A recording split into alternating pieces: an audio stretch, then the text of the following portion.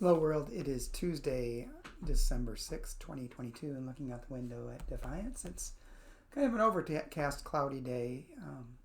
Cool, but I think today is supposed to also be in the 40s and tomorrow in the 50s, maybe even, before we get back to December weather. 50s is not December weather. The devotion today, I'm going to be reading from my devotional book, Rise Up, Spirituality for Resistance. The devotion is entitled No Fear, written by Vicki Kemper, and Vicki bases the devotion upon 1 John chapter 4, verse 18a. There is no fear in love, but perfect love casts out fear. And Vicki writes, after looping my dog's leash around a post, I stepped into a shop for a cup of tea. The next thing I knew, Scout was flying down the street at a dead run, the post bouncing behind her. I couldn't tell if she was chasing something or she herself was being chased, but she looked to be running scared. In the chaotic days of executive orders and marches, policy changes and protests, immigration raids and rapid response networks, I see frenzied, almost non-stop activity. I look around at people I love and respect, social justice veterans, enraged youth, terrified immigrants, despairing LGBTQ folks, wary Muslims, first-time activists, and sometimes wonder if we are all running scared. What motivates our throes of civic action?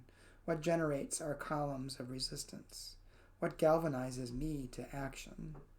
Is it hatred of the other side, anxiety about what might happen, an all too legitimate fear that we or others we care about will be harmed? Is it a passion for justice, concern for the least and the lost, love for the God of the poor? Most days it seems to be a mighty mix of all that. Jesus was forever telling his followers not to be afraid, and yet there was, and there is, much to fear. What he really meant, I think, had less to do with feeling than action. I understand that you are afraid, he might have said, but don't live out your fears. Instead, let love be your fuel. And Vicki's prayer. Take away my fear, rebel Jesus. May it be love that drives my holy resistance. Let it be love that keeps me going. Amen.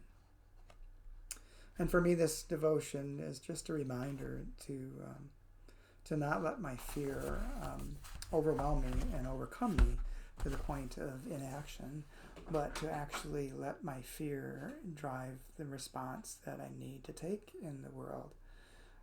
Because there is an awful lot going on in this world today that can seem disruptive or disorienting, throw us off, and make us fear what's happening.